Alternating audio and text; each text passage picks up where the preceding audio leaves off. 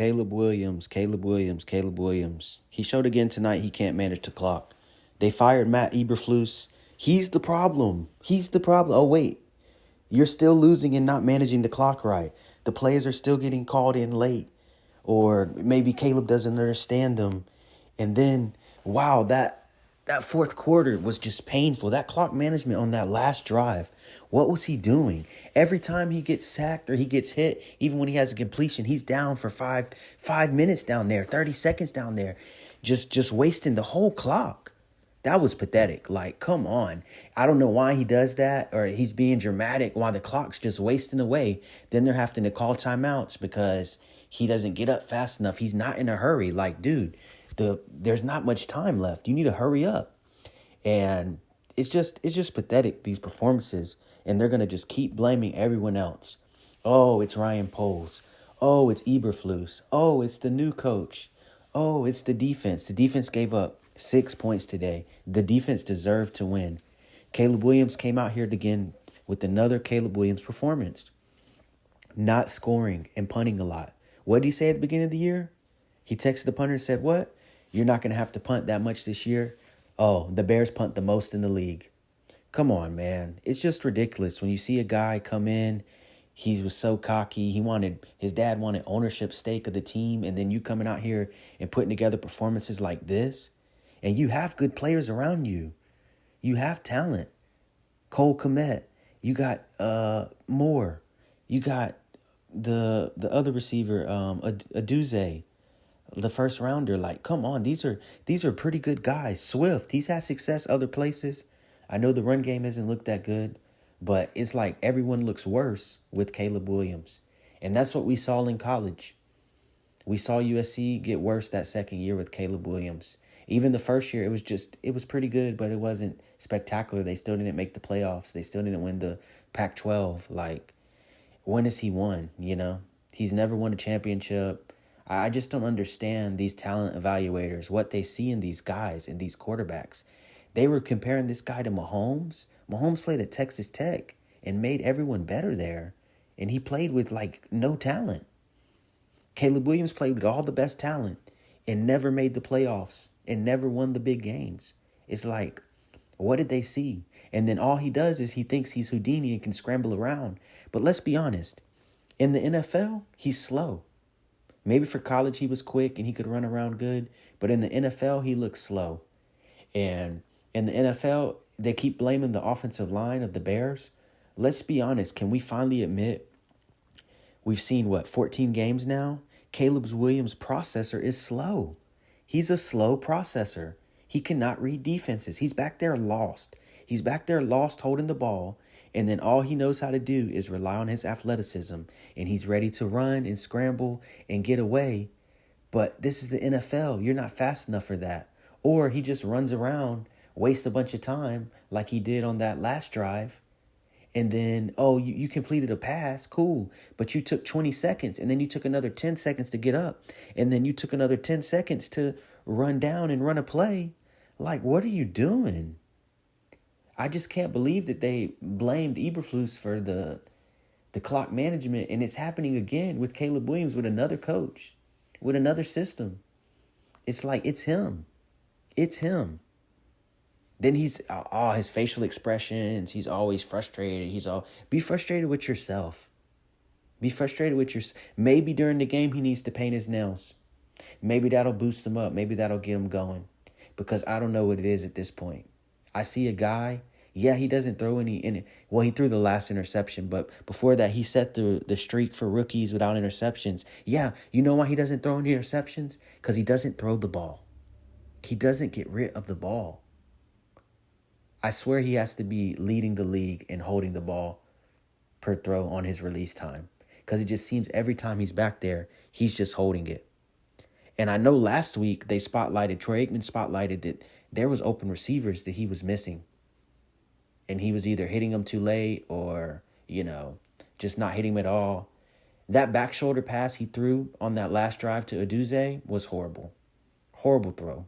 It sailed out of bounds. It was just so horrible. Like, And then the other, just honestly, every pass except the completion to Aduze out of a scramble, which we know that's all he's basically good at, on the run, on the move. But in the pocket, he can't throw. And then, like, those set throws that he made on that last drive, he airballed a couple throws, and it just didn't look good. I didn't see generational talent. Isn't that what Mel Kiper said? Isn't that what ESPN told us? Isn't that what these analysts said that clearly didn't watch the film in college? They go off hype. So Justin Fields, who won a national championship in college and was better in college and was also the number one player out of high school. But for some reason, they think that Caleb Williams, who didn't have a better career and didn't win more than Justin Fields, they thought he would be a better NFL quarterback. And also he has one other thing that he's missing that Justin has way better. Justin's way faster. Justin can scramble. Justin didn't get all this talent. And Caleb Williams getting all this talent what's Nick Wright? Or Nick Wrong, as they should call him. He said that the Bears are going to the Super Bowl. Huh? What? What did he see? I know the defense was good, but what did he see out of Caleb Williams? See, that's that crap because they live out there, work for Fox Sport, live in Los Angeles, and they don't really watch college football. They just watch maybe a few USC games, but they haven't watched college football because college football is mostly in the southern and east coast, mostly in the south and east coast.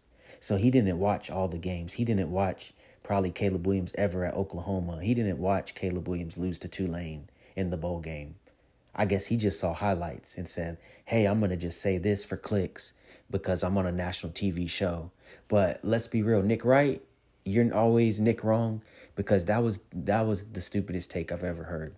And I'd be tired of these guys just going on TV, just making crazy claims like that and have not watched one game of his, one film. And then he hasn't came back on TV and said, oh, I was wrong. What? Like, it's ridiculous. But back to cooking Caleb Williams. You gotta humble yourself. You gotta get in that playbook. You gotta watch film. You gotta learn how to read defenses. You've made it off talent so far, but really your talent was overhyped. I don't know what they saw in you. You didn't win a national championship. You won a Heisman, but you didn't win any big games like that. He never played an SEC team. Not one. Never played Alabama. Never played a Georgia. Never played none of those big-time defenses. Never played Ohio State. Who did he play? Never played Michigan. Who did he play in college? Oh, those Pac-12 scrubs. Oh, some of the Big 12 teams. Wow. Very impressive. Oh, how many playoff games did he play in? Oh, he didn't play in any. It's looking like that's going to be the same here with the Bears. He won't play in any playoff games because now they're going to get another top pick when they were supposed to make the playoffs this year. Everyone said they have one of the best rosters in the league, that they're playoff ready. And we all know they won't give the backup quarterback, Bagnet or whatever, however you say his last name, they won't give him a chance because we all know that they'd have more success with him. Because any just normal quarterback that's NFL level will do better than this. This offense is abysmal, and it's the quarterback. The quarterback is holding them back. And maybe trade back for Justin Fields. No, I'm just kidding. But, like, they're going to have to do something. Yeah, draft some more linemen. So you're basically telling me for Caleb Williams to be successful, he has to have the best defense, the best linemen, the best receivers, and an amazing coach. So that's all I can see the only way he's going to be successful, because he hasn't shown him being successful even with that in college. When you have all the players at USC and you get a transfer like a Addison, or when you have all the players at Oklahoma and you're in the easy Big 12 and you only have one other good team in your conference, which is Texas, and you still can't make the playoffs. So, and now he's the punt king. He's going to call the punter or text him that super cocky text. You don't have to punt this much this year, bro. Don't worry. And then now, look, you're the punt king. Y'all are the punt kings in Chicago. Like, come on, dude. Get it together. I'm so sick of it. Like, This guy, I don't know. I just don't know what the analysts seen, and I'm not sold on him. I thought before the draft he was a bust, and to me he's still a bust. And he has a bad attitude, and he's not a leader, and he's not accurate, and he can't manage the clock. But all right, that's enough ripping on him. Good job by Seattle. You know, they got a good defensive win. Bears, bad job. You only scored 3 points. But all right, guys, I'm out.